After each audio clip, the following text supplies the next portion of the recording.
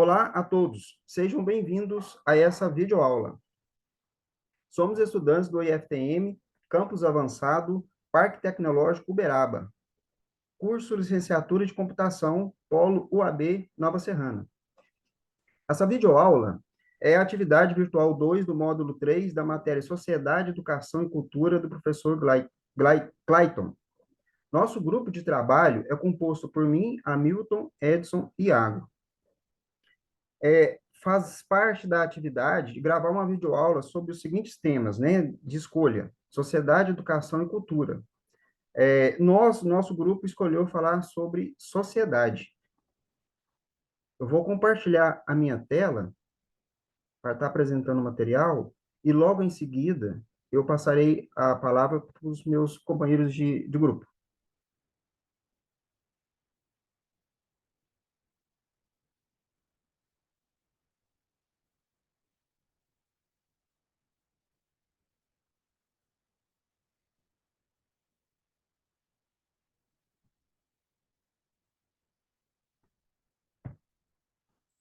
Sociedade. O que é sociedade? É um grupo de indivíduos se relacionando a fim de conseguir preservar seus objetivos comuns, em certos períodos de tempo e espaço, seguindo um padrão comum, coletividade. O que é sociologia? É a ciência que estuda a sociedade e os fenômenos que nela ocorrem, sejam eles culturais, econômicos, ou religiosos. A sociedade se ocupa basicamente de 5 elementos: a estrutura social, os grupos sociais, a família, a classe social e os papéis que os indivíduos ocupam na sociedade. A socialização se inicia na família. Essas famílias também estão inseridas em outras formas de organização social, como a vida religiosa ou o mundo de trabalho, por exemplo. A sociedade capitalista foi formada na Idade Média, no século XVI a XVIII. E uma das principais características da sociedade capitalista é o fato de ela se organizar pelo elevado grau de divisão de trabalho. Existem duas formas básicas de divisão de trabalho: como o trabalho é dividido na sociedade e como um trabalho específico é dividido em tarefas particulares. A divisão social do trabalho expressa a maneira como ele é dividido na sociedade. A divisão técnica do trabalho expressa a maneira como um trabalho particular é dividido, tanto em fábrica quanto na escola. Os sociólogos foram percebendo que a cada problema da sociedade merecia uma abordagem específica. Então, a sociologia, ela foi se subdividindo em sociologia da cultura, sociologia do trabalho, sociologia da educação, entre outras. A sociologia da educação é o ramo da sociologia que estuda as formas como a educação escolar ou não acontece na sociedade. Os pensadores mais clássicos, né, da sociologia é Karl Marx, Max Weber e Anne Durkheim, né? Nós vamos falar sobre eles. Eu vou falar agora sobre o Karl Marx, né? Foi um filósofo, sociólogo, economista, historiador, jornalista, teórico, político e alemão. Ele dizia que o modo de produção capitalista havia se desenvolvido uma extraordinária capacidade de produzir mercadorias. Quanto mais elas se expandiam, mais o capitalismo transformava tudo em mercadorias. Nenhum outro tempo foi mais eficiente, em nenhum outro momento da história os homens foram capazes de usar sua capacidade física e intelectual para trabalhar. Segundo Marx, a sociedade capitalista está dividida em classes sociais, que têm interesses opostos. Enquanto que os donos do meio de produção, que têm interesse em preservar e ampliar máquinas, ferramentas, indústrias e a propriedade, por outro lado, os trabalhadores têm interesse em reivindicar seus benefícios, como salário, diminuição da jornada de trabalho, etc. Ao analisar as relações de trabalho, Marx destaca 3 momentos fundamentais da organização: o artesanato, a manufatura e a grande indústria.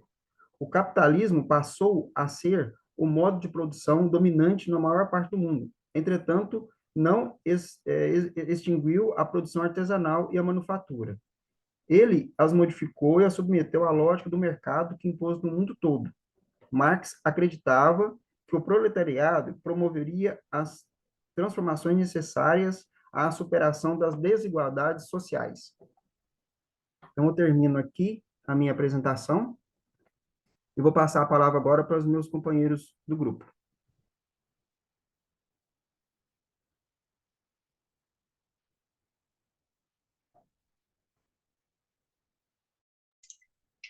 Bom, olá a todos. Eu vou estar falando sobre o Weber. Outro pensador, né, que trouxe uma grande contribuição para se refletir sobre a sociedade foi o Max Weber. Ele nasceu em 1864 na Alemanha e, assim como Marx, era economista, historiador e sociólogo. Porém, além de uma concepção de sociedade muito diferente de Marx, ele tinha uma expectativa muito diferente em relação às possibilidades humanas. Enquanto Marx acreditava, como o amigo bem disse, né, no papel central do proletariado na transformação social e na superação das desigualdades, o Weber adotava uma abordagem mais pessimista. Para ele, os conflitos sociais eram resultado de interesses irreconciliáveis e as possibilidades de mudanças eram bem limitadas. Essas divergências fundamentais entre o Marx e o Weber refletem diferentes concepções sobre a natureza humana e o funcionamento da sociedade. Então, enquanto Karl Marx enfatizava a luta de classes e a prioridade da economia na determinação do curso da história, o Weber destacava a importância dos significados atribuídos pelos indivíduos das múltiplas formas de ação social na construção da realidade social. Então, eu vou estar passando aqui um pouco as principais ideias de Weber, né? A primeira, ação social. O Weber desenvolveu o conceito fundamental de ação social, que é a base da sua teoria sociológica. Para ele, a ação social é qualquer comportamento humano que leva em conta o comportamento dos outros e é orientado por ele. Em outras palavras, a ação social ocorre quando o indivíduo age em relação a outro indivíduo ou grupo, levando em consideração o significado atribuído a essa interação. Então, o Weber vai identificar para a gente quatro tipos de ação social. Primeira, ação social, ação racional referente a fins. Esta é uma ação planejada e calculada, orientada para alcançar objetivos específicos. Um exemplo seria um empresário que elabora um plano de negócio para maximizar seu lucro da empresa, né? A segunda seria a ação racional com relação a valores. Esta é uma ação baseada em valores e crenças pessoais, muitas vezes influenciada por normas culturais e sociais. Um exemplo seria uma pessoa que doa dinheiro para uma instituição de caridade porque acredita na importância de ajudar os necessitados.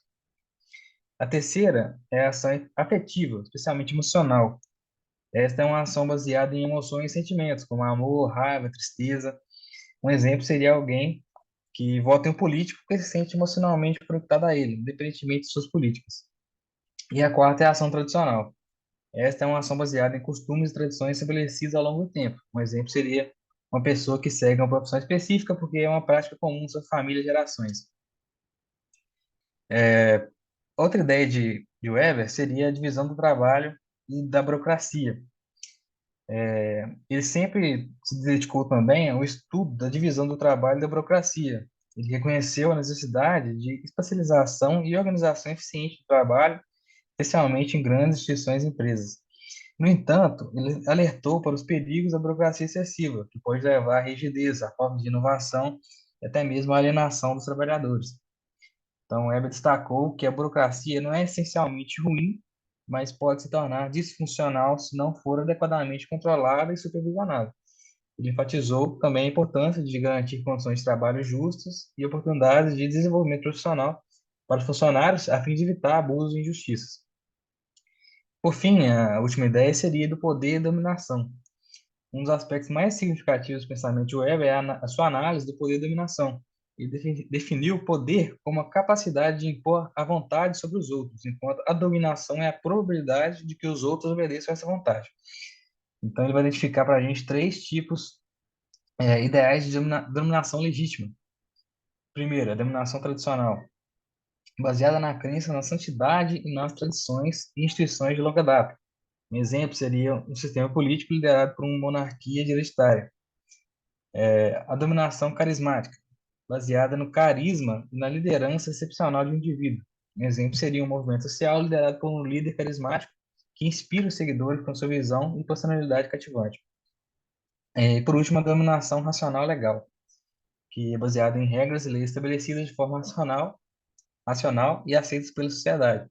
Um exemplo seria um governo democrático onde as decisões são tomadas com base na Constituição e nas leis do país. Por fim, Max Weber ofereceu uma contribuição fundamental para a compreensão da organização da sociedade, da distribuição do poder e da legitimidade da autoridade, e suas ideias sobre a ação social, divisão do trabalho, burocracia, poder e dominação nos entendem entender as complexidades das estruturas sociais e institucionais. É isso, eu vou estar passando o slide aqui, passando a palavra para o meu companheiro, Iago, e vai dar continuidade para a gente. Olá, eu estarei apresentando sobre o Émile Durkheim. Ele foi um psicólogo, filósofo e sociólogo francês. Apesar de Auguste Comte ter cunhado o termo sociologia e estabelecido as necessidades de uma ciência que estudasse a sociedade, foi Durkheim quem formulou as regras do método sociólogo e emancipou a sociologia como uma ciência autônoma. Pode estar passando o slide, Edson. Pensamento de Durkheim. Antes de dar início a esses três tipos de coerção, é muito interessante falar qual era a corrente socióloga do Durkheim. A corrente dele era o funcionalismo. Resumindo o funcionalismo em uma única frase, eu diria que seria: o coletivo vem antes do indivíduo, ou seja, o coletivo tem uma influência forte sobre o indivíduo e por esse motivo acaba sendo coercitivo e influenciando ações do indivíduo. E existem três tipos de coerção segundo Durkheim: a legal, a moral e a social. Eu estarei dando início à explicação de uma por uma agora. A coerção legal, ela é muitas vezes feita por leis e normas e burocráticas, vamos dizer assim. Um exemplo é não furtar, não matar, entre outras. Então, o coletivo formulou uma lei que influencia e força ao indivíduo seguir essa regra. A coerção moral, ela já é uma influência mais ética e religiosa. Vamos supor que dentro de um grupo religioso, tal ação seja vista de forma imoral. O indivíduo, por exemplo, que nasceu, a família, tem essa regra, segue né, esses ritos, vai acabar seguindo a manada, né? E agindo por conta desse tipo de coerção. E a coerção social, ela é a mais, vamos dizer assim, a mais natural, né? Muitas das vezes o ser humano toma certas atitudes, certas ações, pelo fato do próximo também fazer. Um exemplo é, vamos supor, você vai almoçar em um restaurante, é muito comum mastigar de boca fechada, porque socialmente não é aceito mastigar de boca aberta. Então, assim, de forma bem simples e resumida. Pode passar para a conclusão? Considerações finais. Vemos que esses três sociólogos foram extremamente influentes e os três contribuíram para a sociologia de forma diferente, mas todos foram excepcionais e contribuindo muito para a área. Obrigado.